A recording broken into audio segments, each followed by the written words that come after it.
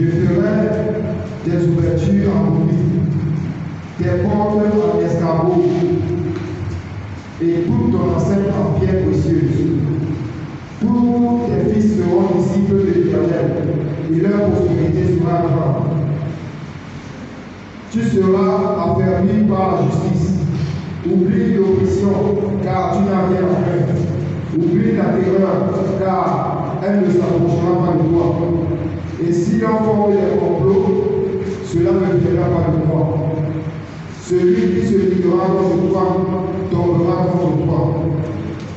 Vois, j'ai créé le forgeron qui souffle sur les braises et qui fabrique une arme. Mais j'ai aussi créé des secteurs chargés de la fatigue.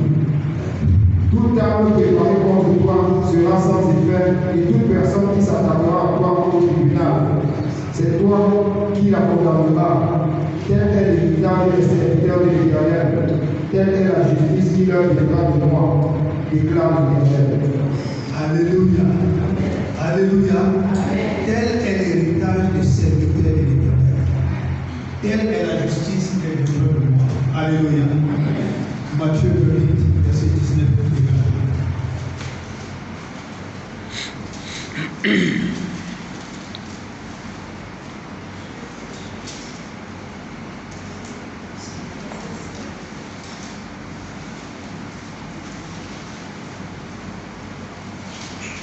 Allez faire de toutes les nations des disciples. Allez faire de toutes les nations des disciples. Et baptisant au nom du Père, du Fils et du Saint-Esprit. Et enseignez-leur à observer tout ce que je vous ai prescrit. Et voici, je suis avec vous tous les jours jusqu'à la fin du monde. Alléluia. Amen. Alléluia. Le Seigneur a besoin des hommes et des femmes capables de se prendre en charge spirituellement comme naturellement. Un enfant n'a pas encore la capacité d'aller prendre son peuple à la bouche. Un enfant n'a pas encore la capacité de cuisiner la fédère, par exemple. Un enfant n'a pas encore la capacité de faire un bon plat de douleur. Un enfant n'a pas encore la capacité de pouvoir prendre soin de son corps. Seul un adulte, c'est quelqu'un qui a déjà l'âge de la maturité. C'est pareil. C'est ce que le Seigneur voulait que nous devenions. Des disciples. Et être disciple, après avoir reçu Jésus, doit être enseigné de la parole de Dieu. Dès qu'il a enseigné, c'est pour qu'il commence à prendre soin de lui-même, qu'il puisse se prendre en charge. Alléluia. C'est pourquoi vous voyez, je suis toujours et je serai toujours contre les pasteurs qui veulent transformer les chrétiens en des enfants.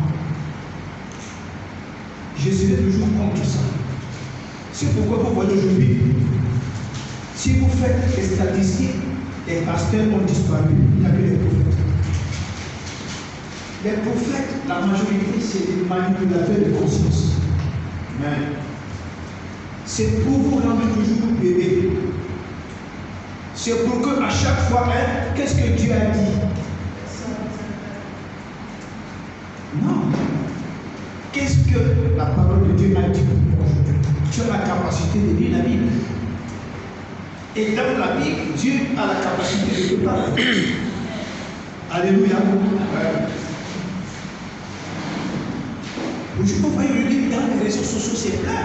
Si je ne le faisais pas, et dirais pour éduquer certaines personnes, c'est que je me suis dit déconnecté de Christ.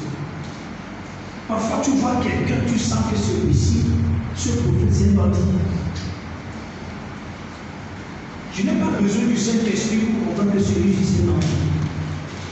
Il y a des gens, quand tu le regardes seulement au visage, tu dis que ça, c'est pas un serviteur de Dieu. Donc aujourd'hui, les chrétiens sont tels que dès que quelqu'un parle de la Bible, c'est un prophète. Dès que quelqu'un parle de la Bible, c'est un pasteur. Il suffit qu'il mette sur le col blanc. Alors c'est le prédicateur. On croit à tout ce qu'il dit. Non. Quand tu viens à Christ, tu dois être enseigné. Et quand tu commences à être enseigné, c'est pour que tu aies la capacité de te prendre en charge. Amen. Alléluia. C'est quand une situation te dépasse que tu viens voir le pasteur. Alléluia. Mais c'est devenir des hommes et des femmes matures. Matures. Aujourd'hui, et la majorité des choses qui scandalisent le plus, c'est que ce sont des femmes qui tombent dans ce piège de manipulation. Toujours les femmes.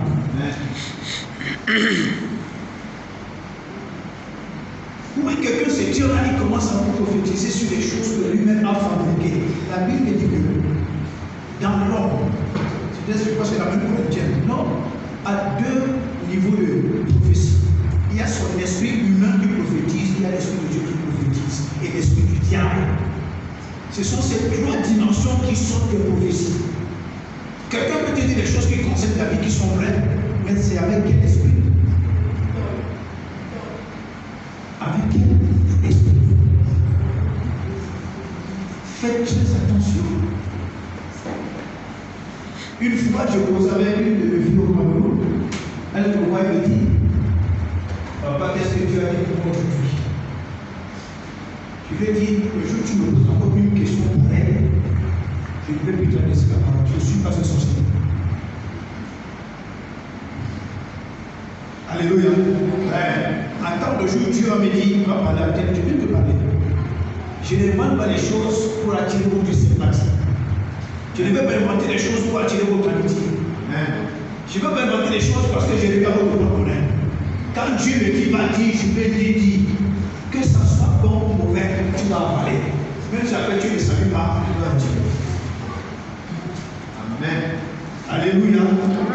Parce que vos âmes sont très chères aux yeux de Dieu. Et si je m'amuse avec vos âmes, je joue avec mon salut. Puisque je dois rendre des comptes à Dieu de la façon dont je prends vos âmes au sérieux ou pas. Tous ceux qui se tiennent à la chair pour prêcher, ils jouent avec leur salut. Il y a des pasteurs qui ne vont pas passer au jugement devant Dieu. Quand tu arrives, Dieu fait souvent comme ça. Moi, je fais direct. Vas-y. À cause de vous. Parce que notre pasteur veut vous manipuler, veut rester avec vous. Ils vont aller directement en enfer. Alléluia. C'est pourquoi quand je prêche, je m'en fous de celui qui est devant moi. Que ce soit ma femme, que ce soit le président, que ce soit un sénateur, que ce soit un ministre, que ce soit même celui qui paye ma maison, je dis des choses comme ça sont. Amen. Alléluia. Amen. Il y a une parole dans la Bible qui fait frémir. Dieu dit que ceux qui sont responsables de son peuple lui rendront des comptes pour chaque âme. Pour chaque âme. Donc je dois me rassurer que je vous donne de la bonne nourriture. Je dois me rassurer que j'attire votre attention. Je fais mon travail. Maintenant, quand à vous de dire qu'on s'en fout, tu parles de Dieu. Je dis, ok, Dieu dit qu'on fait ma part. Alléluia. J'ai un magistrat. J'ai donné des conseils il y a quelques jours. Je lui ai dit, fais très attention. Le milieu dans lequel tu es en train d'entrer là, le milieu est dangereux. Il me dit, papa, je gère. Je dis, ok, j'ai confiance, gère. Il dit qu'il maîtrise. J'ai dit, ok, Dieu te bénisse. J'ai confiance. D'abord, comme tu n'as pas de maturité spirituelle, tu vas jouer dans le camp des dinosaures, des camps des crocodiles spirituels. C'est-à-dire les gars te font entrer dans le satanisme, tu ne sais même pas que tu es déjà entré. Les gars vont te doper. Les gars te donnent des somnifères, après ils te font des trucs là-bas par derrière, tu te réveilles, ils t'ont déjà fait du mal. Tu ne pourras pas réparer. C'est pourquoi quand je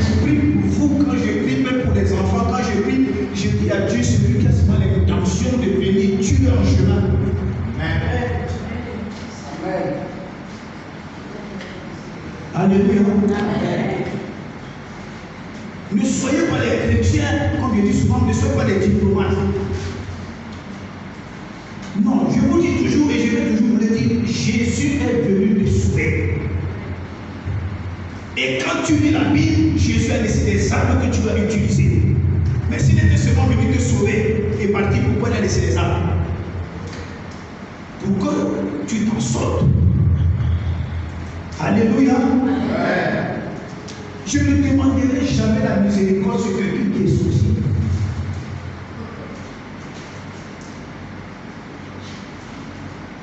Avant de me marier, j'ai prié pendant 3 ans avant de me marier. 3 ans. J'ai failli mourir. Elle-même a failli mourir. C'est là où Dieu a dit, mais mon fils, toujours, passe à descendance. J'ai compris que Dieu a sa façon de faire. Tu joues, c'est toi qui payes. Tu t'amuses, c'est toi qui meurs. Plus tu prends ta vie au sérieux, plus d'ennemis te craignent. Plus tu prends ta vie de prière au sérieux, plus d'ennemis s'éloignent de toi. Alléluia. Et le plus grand sorcier du village et toute sa clique et tous ses complices, le jour de la dot, tous, non, le plus grand sorcier, il avait plus de 20 000, il est tombé avant de le lever. Il était la pression. Ces autres complices nous ont dit, je m'en vais à Yaoundé, je ne peux pas participer à la messe. Ils ont laissé quand même un petit projet, une petite femme, elle est venue gesticuler le jour de la dot. Il y a un pasteur, j'étais parti faire ma dot avec 7 pasteurs. 7 pasteurs. Regardez, c'est le jeu. Le monde spirituel ne joue pas. Tu te lèves pour aller docter une femme, tu sais pas que c'est un homme que tu vas te prendre là-bas. Parfois, on te donne la femme, tu vois quand on te donne la femme. On t'a donné. On t'a seulement brûlé. Comme j'ai les doigts là, ils disent qu'on te brûle la femme. J'ai noté le petit que me brûler la femme que j'ai notée. Alléluia. Amen. Quand vous priez, soyez fermes. Nos sorciers ne connaissent pas que je suis ton père ou ta mère. Le jour, c'est toi qui passes ton jami. C'est ta propre mère qui te coupe la tête. C'est ton propre père qui te coupe la tête en sorcellerie. Et on te décale, on te débaisse, on te mange. Alléluia. Dieu a besoin des hommes et des femmes matures. La maturité spirituelle est de rigueur. Vous voyez aujourd'hui les chrétiens dans les réseaux sociaux, vous voyez des commentaires, des bassesses. Des bassesses. C'est quand tu vois ce qu'est un chrétien public et tu te dis, mais c'est possible de le Saint-Esprit. C'est un pasteur ivoirien qui disait, quand tu vois ce que quelqu'un publie, tu comprends que la personne c'est d'abord le Saint-Esprit. Parce que quand tu as le Saint-Esprit, il y a des choses que tu ne peux pas partager à publier. Même si ça fait du bien à ta chair, même si ça fait du bien à tout le monde, même si ça fait du tout le monde, le Saint-Esprit te dira ici, arrête-toi. Mais si tu arrives à publier une chose pareille, je doute faut que tu aies le Saint-Esprit.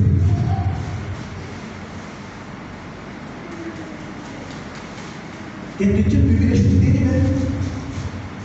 Des choses dans lesquelles on parle des bêtises. C'est-à-dire, si tu mets ce genre de vidéos même en enfer, ça ne t'a pas fui l'enfer. Mais c'est ce que les chrétiens publient.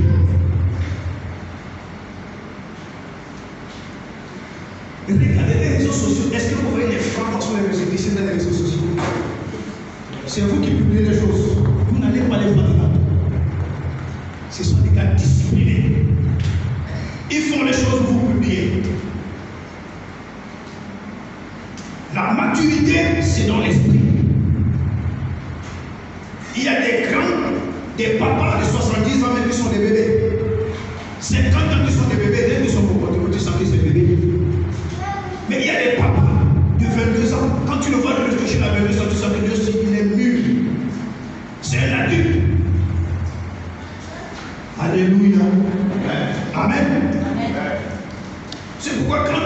Christ, quand tu es nouveau converti, le Seigneur prend le soin de corriger tes erreurs.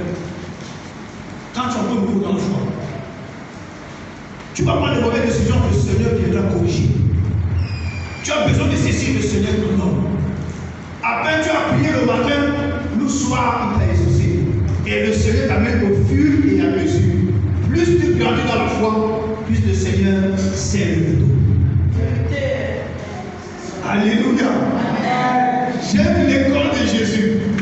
Plus il te fait grandir, plus il s'élève le dos. Plus tu grandis, plus il s'élève le dos. Il va donc arriver à un moment où quand tu demandes quelque chose à Jésus, Jésus te dit, il faut que tu mérites ça. Amen. Tu vas prier, tu vas te demander, mais Jésus, est-ce que moi, quand on te tuait, j'étais là? Il faut que tu me traites de la sorte. Jésus dit, je veux te rendre mature. Alléluia. Frères et sœurs, vous savez, est-ce que quelqu'un va nous lire Hébreux 5?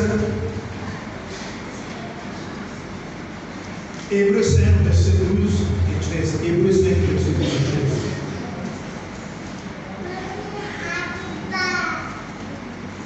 Hébreux 5, verset 12 et 13.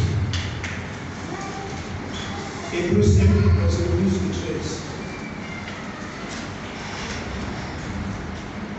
Hébreux 5, 12 à 13. Suivons la lecture. Hébreux 5, 12 et 13.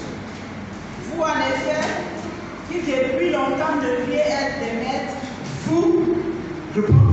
vous, en effet, qui depuis longtemps deviez être des maîtres. vous avez encore besoin qu'on vous enseigne Vous avez encore besoin qu'on vous enseigne les premiers rudiments des oracles. les premiers rudiments des oracles du Seigneur. Vous en êtes venus à avoir besoin de l'aide et non d'une nourriture Solide. Tu peux même t'arrêter là, mon Seigneur, Dieu te bénisse. Alléluia. Le Seigneur voudrait qu'on puisse te donner de la nourriture solide, pas du lait.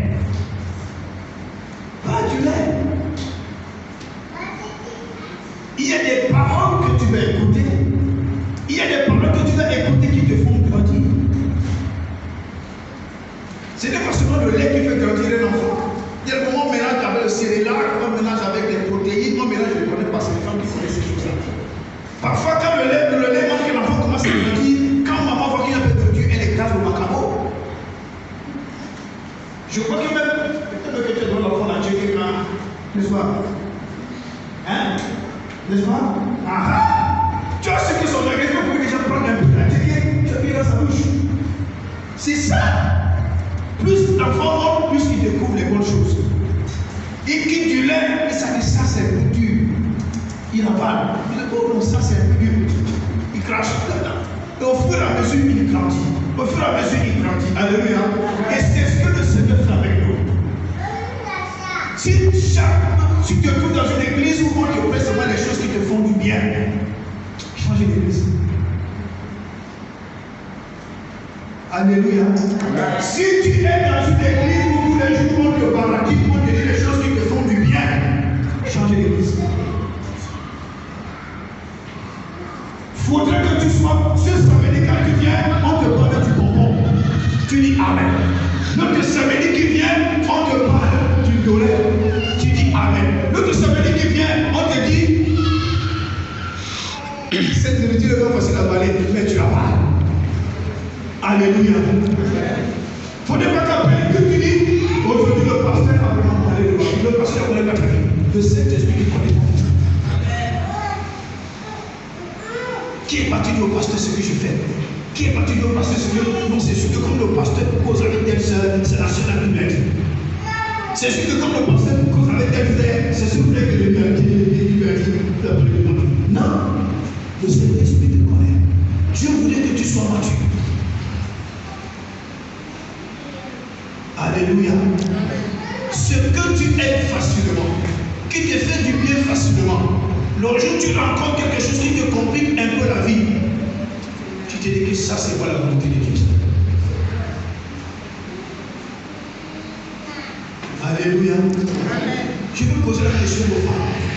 Qui de vous la trouve que vous va belle? Je vois la femme. Elle est bien habillée là. Il me faut une tenue comme ça. Je vais voir la femme. Il me faut une tenue comme ça. Vraiment. Que Dieu bénisse votre Seigneur. Alléluia. Il faut une tenue comme ça. Amen. Qui de vous, les belles femmes là, tu croises un homme sur la route qui a des cornes sur la tête, qui a un visage un peu bizarre comme s'il avait la vaisselle. Après il te sourit, quand même tu souris, et c'est que tu es une femme qui n'est pas normale.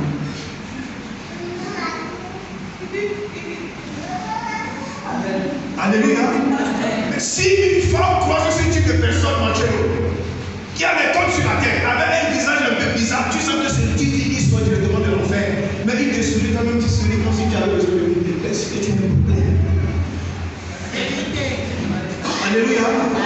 C'est pourquoi dans la vie, si tu n'arrives pas à discerner, tu vas toujours te trouver les pieds dans l'eau.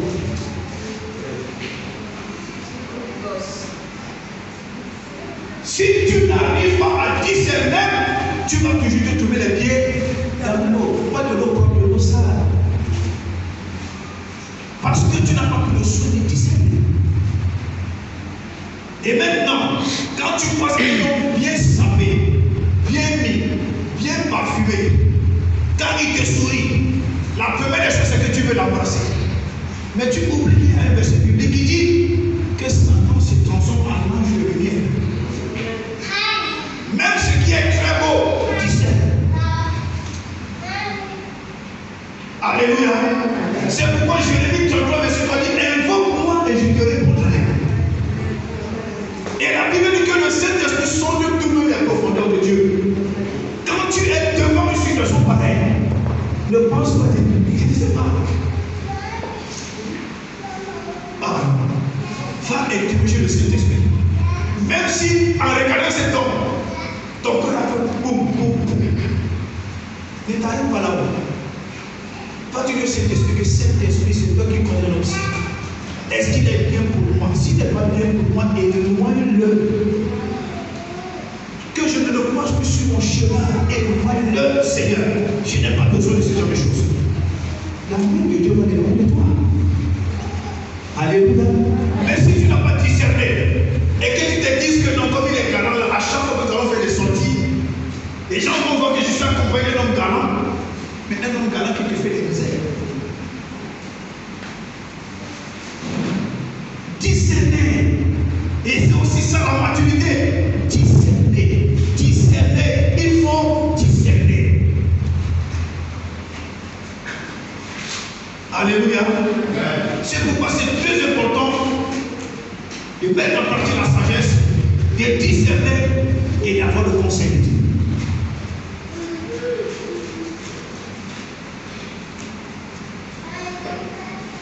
Moi, ma femme connaît. Je ne m'engage pas facilement à faire les choses. Jamais. Même si c'est bon, même si c'est beau, même si c'est l'apôtre qui me dit, j'ai rêvé que tu as réussi dans cette affaire. Je me dis, j'ai compris. Mais j'ai mon hôtel. Donc je dis à Dieu, Dieu, est-ce que cette affaire c'est toi? Même si c'est le pasteur Emmanuel qui me dit, cette affaire, je veux que si tu t'engages, ça va marcher. J'ai mon hôtel où j'interroge Dieu. Apprenez à interroger Dieu. Ça va vous éviter les mots de tête. Alléluia. Dieu dit, je crois, c'est dans le livre d'Ésaïe, tu perdras ton héritage à cause de ta faute. Dieu, lui, est prêt. Mais il te donne, si tu n'arrives pas bien gérer, c'est ton problème. Tu veux t'engager dans quelque chose, Dieu, est-ce que c'est l'affaire? Tu es dedans.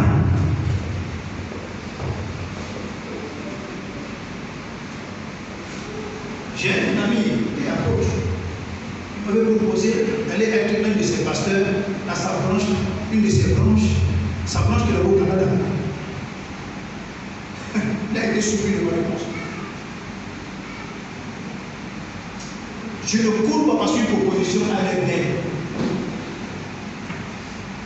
Je ne m'engage pas parce qu'une proposition a l'air très jolie. Je l'ai dit, gars, je ne fonctionne pas comme ça. Dieu me convainc, je vais aller. Dieu ne me convainc pas, je vais rester là. Il dit, mais tu ne vois pas que depuis que tu es là-bas, on s'occupe de toi. C'est comme si toi tu étais l'esclave. Il dit, je suis là. Alléluia. Faites attention. Parfois tu vas voir un monsieur galant, bien habillé, avec une ceinture crocodile, peut-être qui coûte 7 livres, une veste qui est dans les trentaines de livres. Mais dès que tu parles avec ce type de monsieur, apparemment tu l'as vu, un beau galant, il sourit, il a un bon français, il a les mots codés, tout ça. Et quand tu parles avec l'autre, tu vas croire que c'est un bébé tout fait.